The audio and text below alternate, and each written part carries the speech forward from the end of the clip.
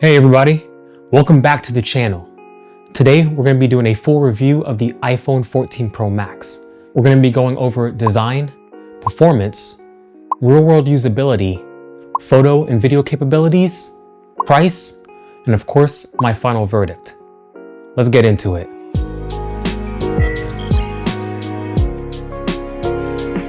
The iPhone 14 Pro Max was released back in 2022 and continues Apple's tradition of premium design. It has a stainless steel frame, a matte glass back, and that signature dynamic island at the top. I'm rocking the space gray version here, which I absolutely love. And if you could see, it's still in pretty good shape. I've dropped the phone multiple times over the past 2 years, whether I was walking around, dancing, just life stuff. But it still holds up pretty well.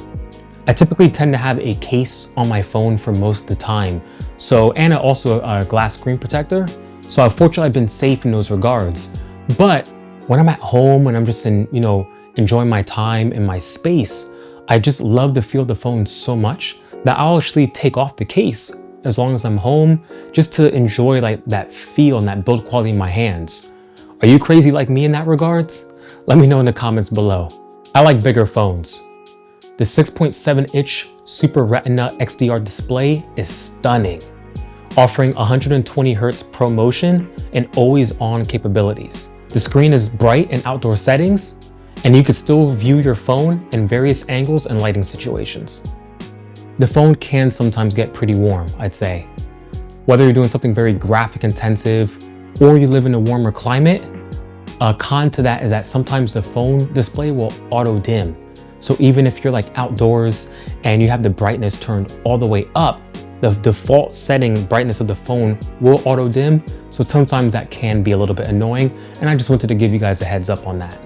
Compared to newer iPhones, this iPhone 14 Pro Max still holds up in build quality and aesthetics. Compared to newer iPhones, unless you really know what you're looking for, this phone is going to be very comparable to that only to those people that really know Apple devices. And so you can walk around and people really won't know the difference. So with that, if you're one of the people that likes to walk around, kind of with that newest iPhone look in hand, you'll be just fine with this one. This iPhone is the last one to use Apple's Lightning connector. Since this, the newer iPhones have moved on to USB-C type, and that will be the standard going forward in the future. This is not a major issue because there's so many Lightning connectors everywhere.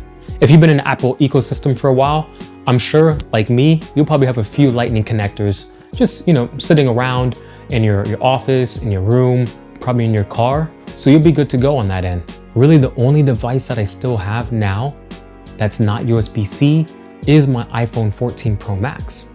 And that's a minor issue. But it's one thing that I kind of look forward to in one day upgrading my iPhone. That way I have one type of cable solution for all of my devices. You don't know how nice it would be to leave and go on a trip and just bring one or two of the same type of cable connections and know that you're going to be good for all your devices. But I always got to make sure I got to pack my Lightning connector if I'm going to have some type of wired connection power solution for this phone.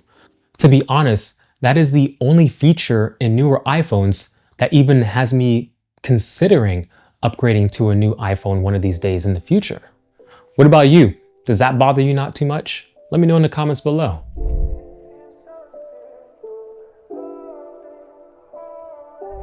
Under the hood, the A16 Bionic chip powers the iPhone 14 Pro Max. While it's no longer the latest and greatest, it remains incredibly fast and efficient. Whether you're gaming, multitasking, or editing videos and photos on the go, this phone has got you. The battery life is solid, lasting all day under normal usage.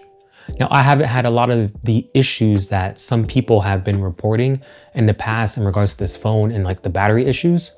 But then again, since I've owned it since day one, I have had a lot of the battery optimization features turned on to, save and ensure that I have the most battery life and best performance. So that could attribute to that as well.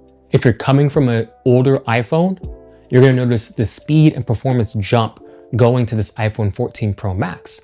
So much so that you're not gonna be kind of thinking about, oh man, should I have gotten the 15 or the 16? This one is smooth. You're gonna save money while getting a close enough performance to the latest iPhones.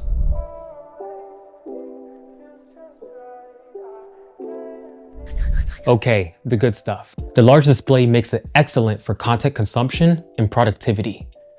Apps and games run smoothly, and you won't have any issues here for the most part. Watching movies and high quality content on this device is also a treat with that still beautiful OLED display.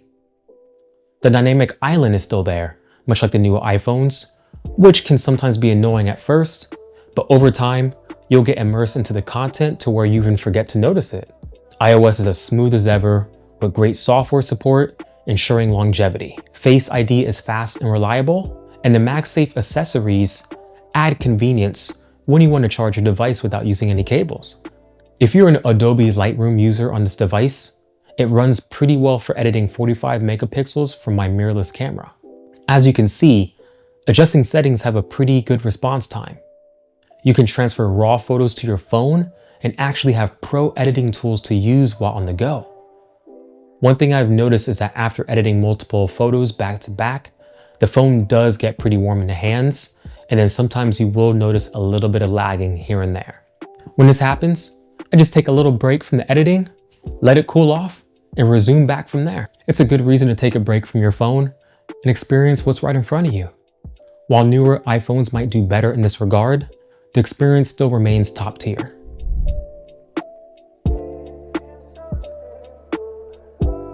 Apple's 48 megapixel main sensor delivers sharp, detailed images with good dynamic range. The pictures are sharp, crisp, and what you have come to expect from iPhone photos. But to be honest, the 48 megapixel raw photo mode isn't something I really use on a normal basis.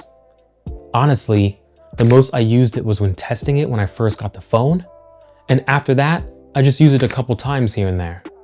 It's a great feature to have, but the normal camera modes take great pictures outside of that, and I think that's what most people are going to be using. While newer models might introduce slight improvements, this phone still holds up with today's flagship phones.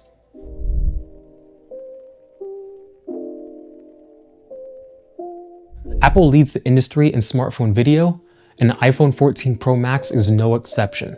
With ProRes and cinematic mode, it offers professional-grade video capture. Stabilization is top-notch, and low-light video performance is strong. Let's be honest, we know the phone video capture is solid. I'm sure you've seen this video footage before, whether it's on Instagram, Facebook, and RIP TikTok. I haven't had an issue with it, and I'm sure you wouldn't either.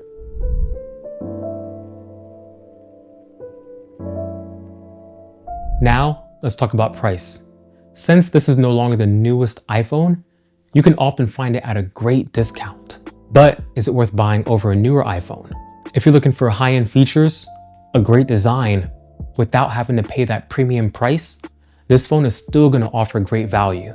I've seen prices vary between $400 and $500, which is a great deal in comparison to its original price of around $1099.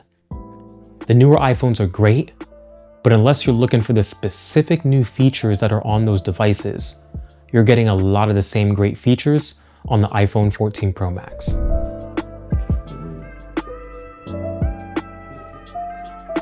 So, is the iPhone 14 Pro Max still worth it in 2025? The short answer is yes, if you can get it at a great price. It still delivers top-tier performance, excellent cameras, and a premium build. While newer models bring minor improvements, the 14 Pro Max remains a strong choice for power users and content creators. If you're upgrading from an older iPhone, this is still a great pick. You won't be missing out on much. And honestly, as long as the battery is in good condition, this phone is going to hold up for years to come. So what do you think? Are you still rocking the iPhone 14 Pro Max like me? Are you thinking about upgrading? If so, why would you want to upgrade? Is there certain features on the new ones that's compelling you to do so? Let me know in the comments below. And if you like this video, please leave a like, subscribe. I'd love to hear your feedback. Thank you guys for watching, and I will see you on the next one.